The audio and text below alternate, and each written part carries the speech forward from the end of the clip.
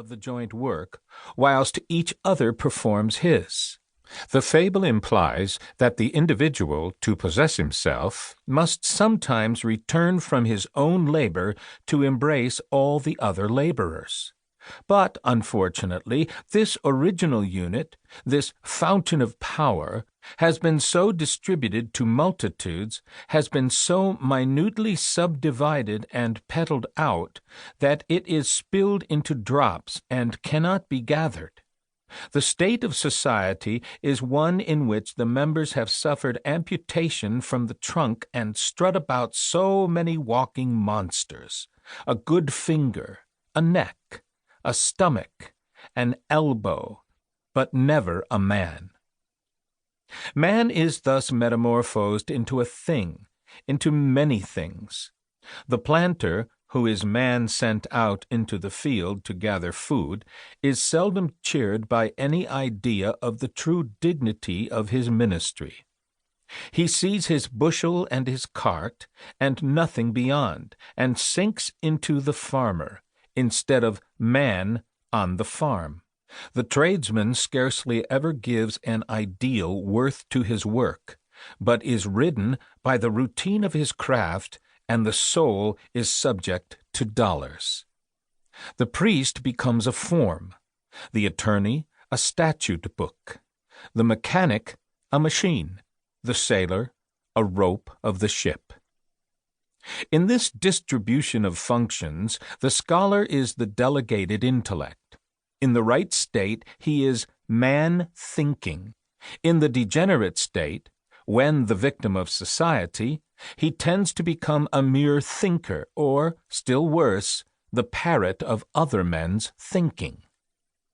In this view of him, as man thinking, the whole theory of his office is contained.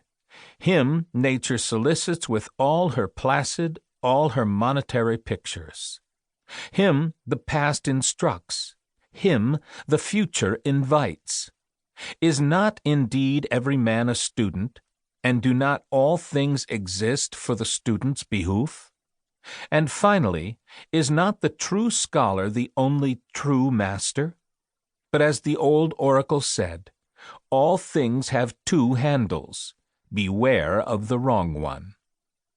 In life, too often, the scholar errs with mankind and forfeits his privilege. Let us see him in his school and consider him in reference to the main influences he receives. 1. The first in time and the first in importance of the influences upon the mind is that of nature. Every day the sun, and, after sunset, night and her stars. Ever the winds blow, ever the grass grows. Every day men and women conversing, beholding and beholden. The scholar must needs stand wistful and admiring before his great spectacle. He must settle its value in his mind. What is nature to him?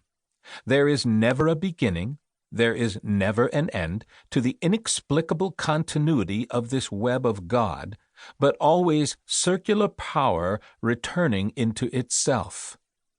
Therein it resembles his own spirit, whose beginning, whose ending, he never can find. So entire, so boundless.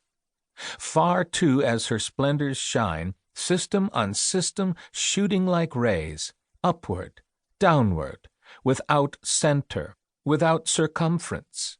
In the mass and in the particle, nature hastens to render account of herself to the mind. Classification begins. To the young mind, everything is individual, stands by itself.